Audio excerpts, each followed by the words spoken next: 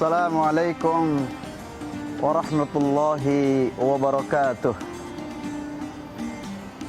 Alhamdulillahi rabbil alamin. Wassalatu wassalamu ala asyrafil anbiya'i wal mursalin Sayyidina Muhammadin wa ala alihi wa sahbihi ajma'in. Asyhadu an la ilaha illallah wa asyhadu anna Muhammadan abduhu wa rasuluh. Allahumma salli wa sallim wa barik ala Sayyidina Muhammadin wa ala alihi wa sahbihi ajma'in.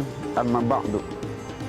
Amma kamahma yakum min syai'in wafa litilwiha wujuban ulipah. Pemirsa di mana saja berada, orang perlu teman. Di dunia perlu teman. Sampai kita di akhirat perlu teman. Kenapa? Nabi Adam alaihissalam, beliau sampai Allah sampaikan ke muka bumi karena butuh teman, yaitu Siti Hawa.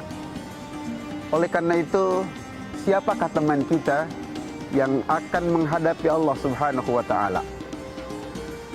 Nabi Muhammad sallallahu alaihi wasallam bersabda dalam hadisnya pada Bukhari nomor 6514. Bismillahirrahmanirrahim. Yatbi'ul maita thalathah. Fayarji'u isnan wa yabqa ma'ahu wahad. Yang akan menemani kita sampai akhirat adalah ada 3 persoalan. Yang 2 dia akan kembali, dan yang 1 akan menemani kita sampai menghadap Allah Subhanahu wa ta'ala. Apa yang 2 itu? Pertama adalah ahluhu, keluarganya. Semua manusia, siapapun dia, kedudukan dan jabatannya, status sosial, pasti dia punya keluarga. Ketika orang wafat, dicabut oleh Allah Subhanahu wa ta'ala nyawanya, semua anak tercinta, istri tercinta, ayah tercinta, bahkan mantu tercinta, ketika ada orang wafat, dia nganter sampai kuburan. Setelah itu, keluarga, sanak, saudara, family, dia pulang ke rumah masing-masing kembali. Dia tidak sampai kepada masuk kuburan, apalagi menghadap Allah. Yang kedua adalah maluhu, harta kita. Harta kita yang hari ini kita paling cintai. Misalnya, orang yang punya NMAX nyampe pada kuburan, dia pulang lagi ke rumah. Dia punya Fortuner nganter kepada kita sampai kuburan saja. Dan juga harta-harta yang lain, uang-uang triliunan, istri yang cantik pun hanya sampai kepada liang lahat. Ketika ditanya, apakah Anda sayang sama suami? Sayang. Apakah Anda sayang sama anak? Sayang. Apakah cinta dan sayang sama keluarga? Sayang. Ketika wafat, itu seorang manusia, ketika mau dikuburin bersama, mereka menolak. Pulang semua pada rumah masing-masing. Maka Nabi katakan yang akan menemani kita sampai menghadap Allah Subhanahu wa taala, wa yabqa wahidun, yaitu apa? Amaluhu, amalnya. Setiap manusia punya amal yang soleh, punya amal yang buruk. Maka yang akan menemani kita menghadap Allah Subhanahu wa taala adalah amal soleh kita. Maka Nabi SAW menyebutkan dalam sebuah hadisnya, bagaimana rintihan seorang jenazah kalau wa in kanat salihah, apabila jenazah itu adalah jenazah yang saleh.